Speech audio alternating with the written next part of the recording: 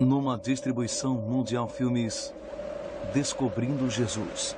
Mensagens positivas para o novo milênio. Na ponta leste do mar Mediterrâneo fica uma estreita faixa de terra, com cerca de 21 mil quilômetros de extensão territorial, entre o mar e o vasto deserto árabe.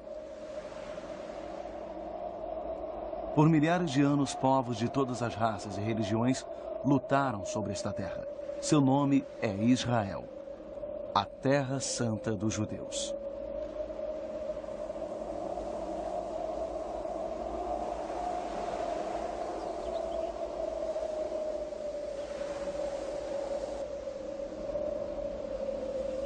Já se passaram 2000 anos desde que os romanos dominaram esta região, em 63 a.C., quando o general romano Pompeu conquistou esta parte do mar Mediterrâneo.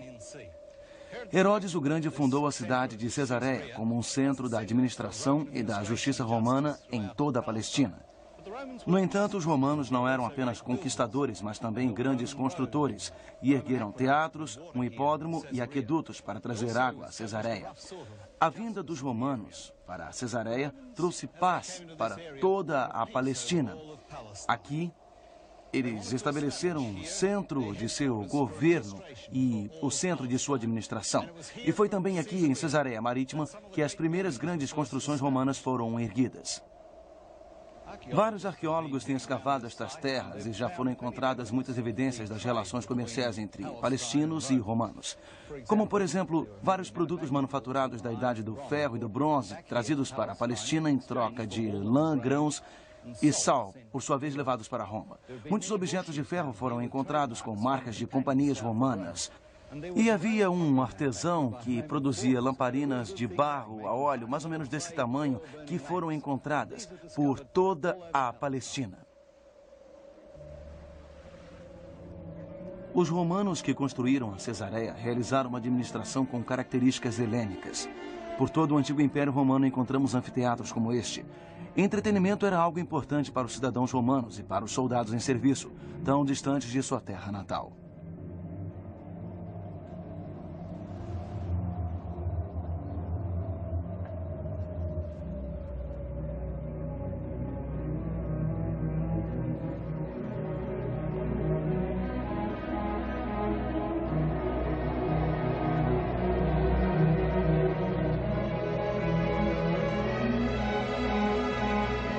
Após conquistar a costa da Síria e Palestina, Pompeu foi para Jerusalém, onde pôs fim ao poder dos asmoneus, que dominavam os judeus desde 135 a.C.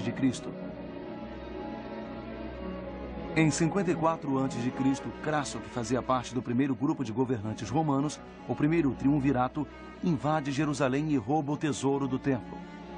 Enquanto isso, Pompeu e Júlio César, dois generais rivais, se enfrentam. César, é claro, vence a guerra e aponta Antipas, procurador de toda a Judéia. Foi neste ambiente político que surgiu Jesus Cristo.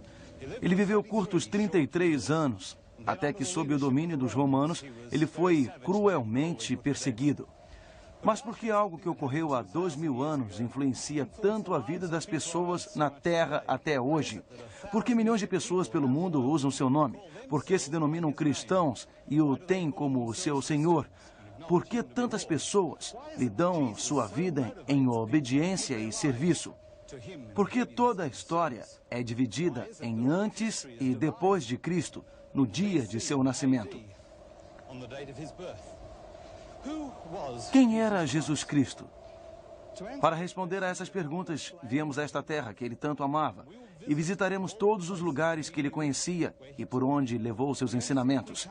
Vamos tentar completar nossa própria peregrinação em busca de Jesus.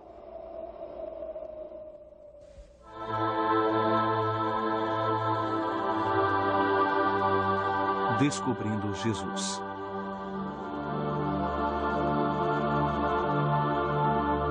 Episódio 1.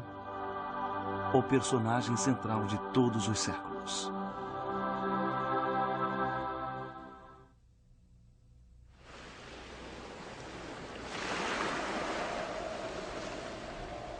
Apesar de todas as mudanças políticas, culturais e arquitetônicas pelas quais este lugar passou nos últimos 2000 anos, a geografia continua quase a mesma. Vista do alto, a paisagem parece quase a mesma da época do Império Romano. O país pode ser dividido em 4 faixas paralelas que vão de norte a sul. Uma estreita planície às margens do mar Mediterrâneo, por onde passa a estrada que liga o norte ao sul. Área central montanhosa, repleta de plantações e criações de carneiros e cabras. O Vale do Jordão, cortado pelo rio, é coberto pela vegetação tropical. A 4ª área fica entre o rio e as colinas de Moabe, e é uma vasta área desértica.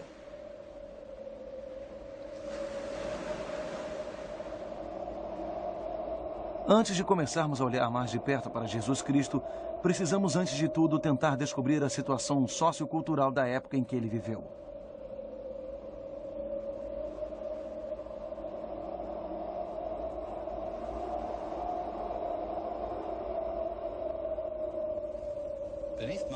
Embaixo dos meus pés há uma incrível série de cavernas.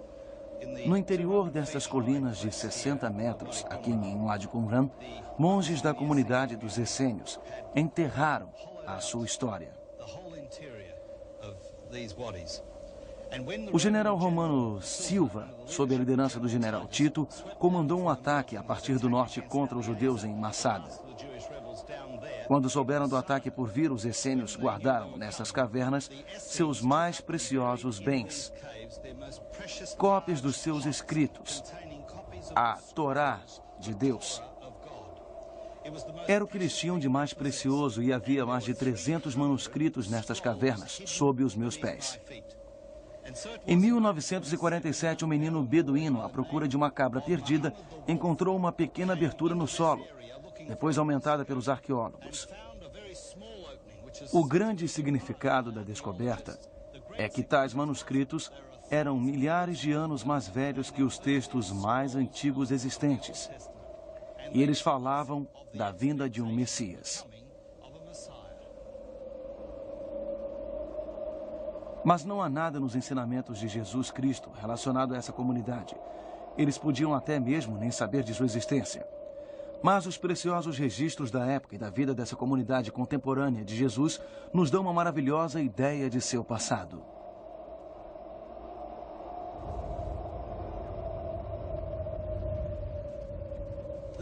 Este é o local onde os manuscritos foram feitos na comunidade de Qumran. Aqui, vários monges passaram grande parte de seu tempo escrevendo o Velho Testamento, as palavras de Deus, e fazendo anotações sobre sua própria disciplina e seu dia a dia. A comunidade Qumran surgiu e se desenvolveu devido aos jovens órfãos criados pelos monges na comunidade. Acho que conhecemos bem um desses órfãos. Seus pais eram muito velhos quando ele nasceu. Seu nome é João Batista. Aqui em Qumran havia grandes cisternas d'água onde o ritual do batismo era realizado. E eles costumavam ler alguns de seus trechos favoritos das Escrituras, aguardando a vinda do Senhor, preparando um caminho nesta terra desértica para sua passagem. João Batista cresceu em uma comunidade assim, e é interessante observar que apenas alguns quilômetros abaixo fica a entrada para o Mar Morto, e podemos ver o local onde João Batista costumava proclamar sua mensagem de arrependimento, aguardar a vinda do Messias e usar a água batismal como ritual de purificação.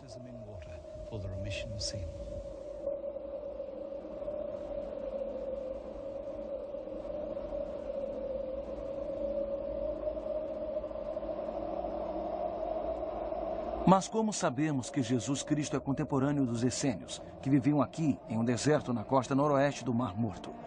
Não há nada em seus escritos sobre Jesus. Há 3 historiadores romanos que mencionam Jesus em seus escritos. Suetônio, que durante o governo de Nero escreveu: a punição de Nero foi infligida sobre os cristãos, uma classe de homens que acreditavam em uma nova superstição. Um historiador do 2º século, Tácito, também registrou a tentativa de Nero de pôr a culpa do incêndio de Roma sobre os cristãos, dizendo: mas a mais nociva superstição, antes reprimida, eclodiu de novo, não só na Judéia, onde o mito se originou, mas também em Roma. Outro escritor romano, Lucianus, descreveu Jesus como o homem que foi crucificado na Palestina por ter introduzido um novo culto no mundo. Cada um desses escritores era hostil às crenças cristãs e até mesmo ignorante em relação a elas. Porém, seus testemunhos, mesmo que hostis, ressaltam a existência de Jesus e eliminam qualquer dúvida relacionada à sua existência histórica. Agora, além desses escritos romanos, judeus e gregos, não temos outros registros da vida de Jesus Cristo.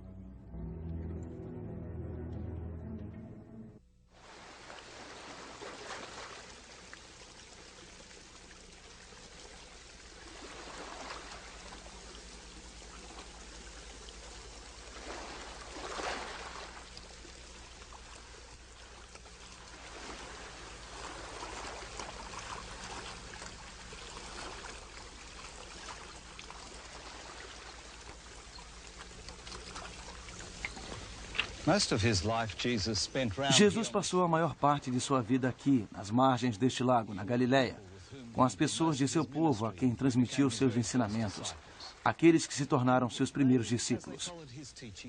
Eles seguiam os ensinamentos de Jesus, o ouviam com atenção e lembraram que lhes foi dito por muitos anos. E o mais importante foi a capacidade desses discípulos de guardar esses ensinamentos para depois transmiti-los a outras pessoas. Jesus Cristo jamais escreveu livro algum. A única vez em que ele fez uma inscrição foi ao escrever com o dedo na areia quando um grupo de pessoas queria apedrejar uma prostituta. E suas palavras na areia logo foram apagadas pelos pés da multidão. Jesus não escreveu história nem filosofia. Ele falou com as pessoas, lhes contou histórias, lhes transmitiu o ensinamento de forma simples de ser entendida. E todos os seus discípulos guardaram consigo os seus ensinamentos, tanto que desde os primórdios da história do cristianismo, a única forma de transmissão dos ensinamentos foi através das pessoas que se lembravam deles e contavam às outras. Chamamos isso de tradição oral. O primeiro homem que escreveu sobre Jesus foi o apóstolo Paulo. Ele escreveu sobre ele em 50 depois de Cristo e, como sabem, ele estava na prisão e a maioria de suas cartas foi enviada para igrejas. Ele não estava nem um pouco interessado em coisas com que os escritores modernos se preocupam. Ele não estava interessado na cor dos olhos de Jesus, seu cabelo ou o comportamento de seus amigos. Ele se interessava apenas por sua vida, seus ensinamentos, sua morte e ressurreição e o impacto que isso tudo causou em nossa vida. Além das cartas de Paulo e dos evangelhos de Mateus, Marcos, Lucas e João, não há outros registros sobre a vida mais influente já vivida.